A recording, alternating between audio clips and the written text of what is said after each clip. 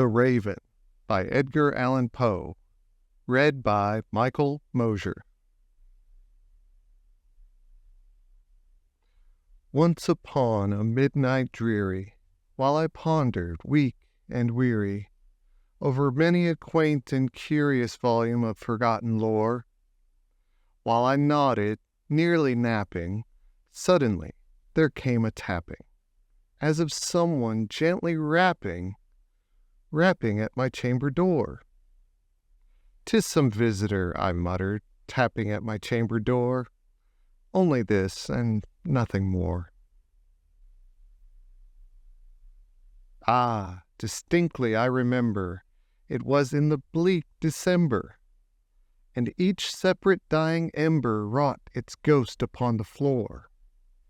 Eagerly I wished the morrow, vainly I had sought to borrow from my books surcease of sorrow, sorrow for the lost Lenore, for the rare and radiant maiden whom the angels name Lenore, nameless here for evermore.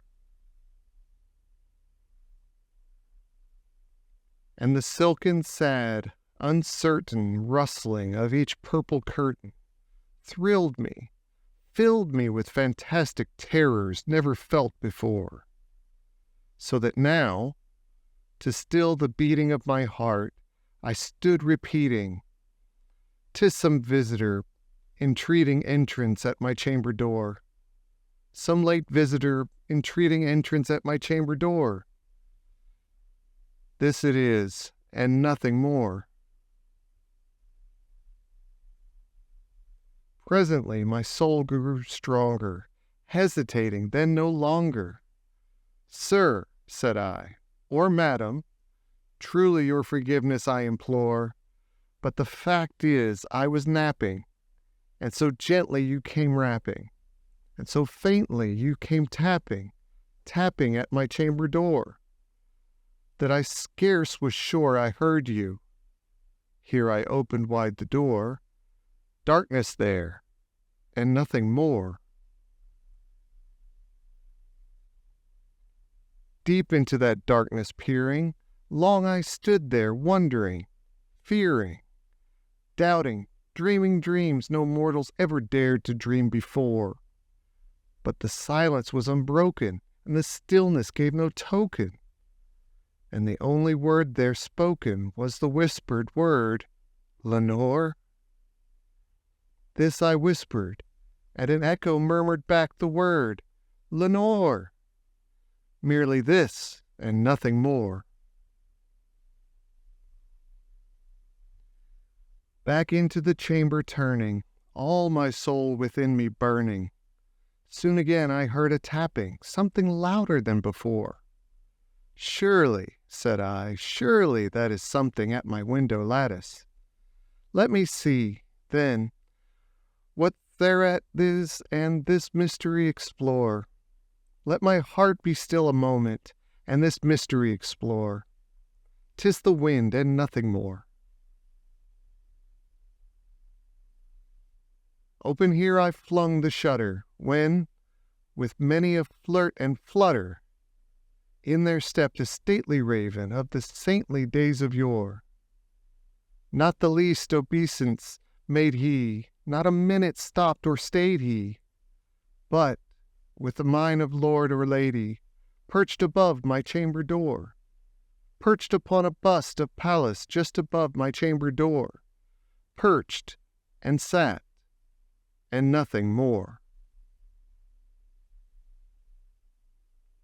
Then the ebony bird beguiling my sad fancy into smiling, by the grave and stern decorum of the countenance it wore, "Though thy crest be shorn and shaven, thou," I said, "art sure no craven, ghastly grim and ancient raven, wandering from the nightly shore. Tell me what thy lordly name is on the night's Plutonian shore." Quoth the raven, "Nevermore."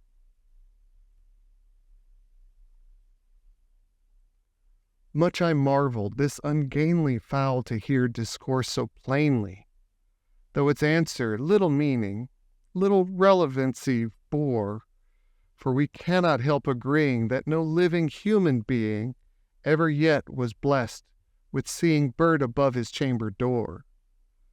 Bird or beast upon the sculpted bust above his chamber door, with such name as Nevermore?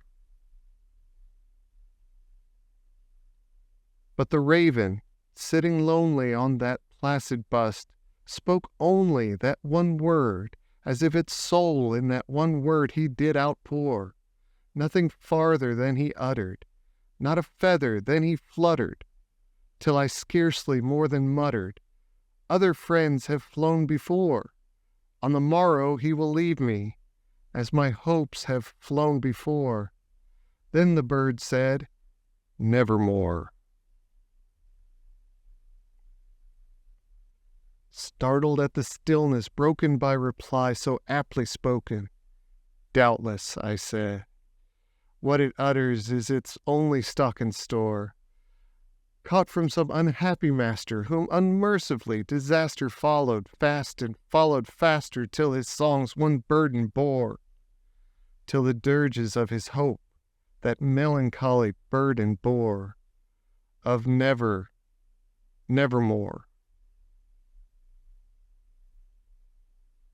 But the raven, still beguiling all my sad soul into smiling, straight I wheeled a cushioned seat in front of bird and bust and door. Then, upon the velvet sinking, I betook myself to linking fancy unto fancy, thinking what this ominous bird of yore, what this grim, ungainly, ghastly, gaunt, and ominous bird of yore, meant in croaking, Nevermore.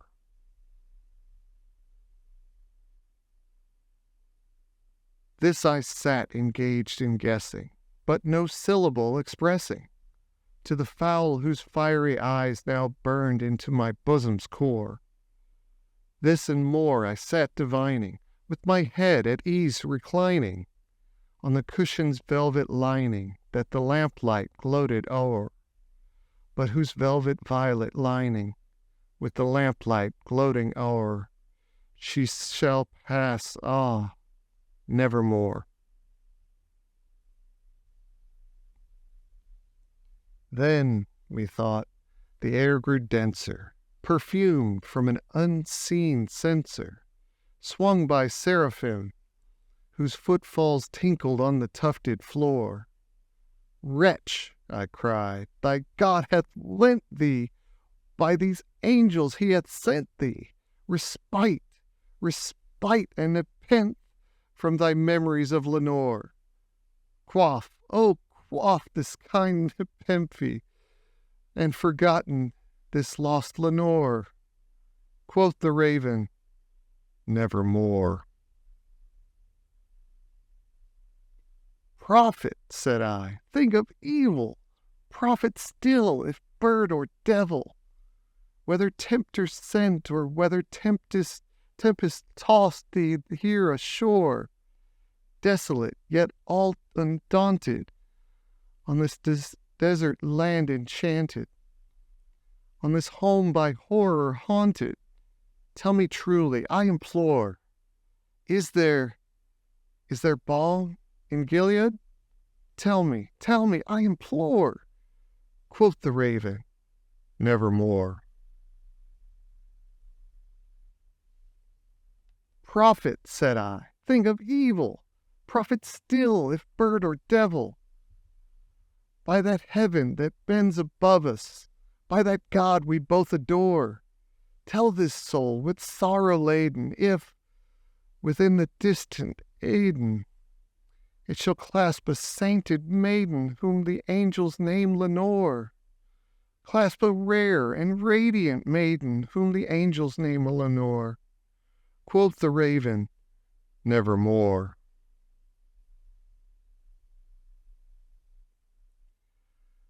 Be that our sign, our parting.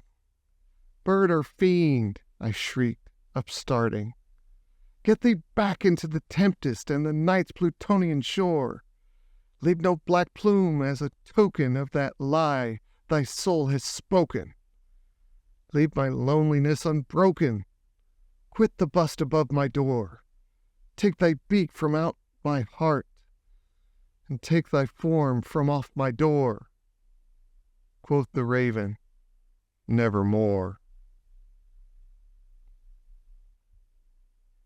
And the raven, never flitting, still is sitting on the pallid bust of Pallas just above my chamber door.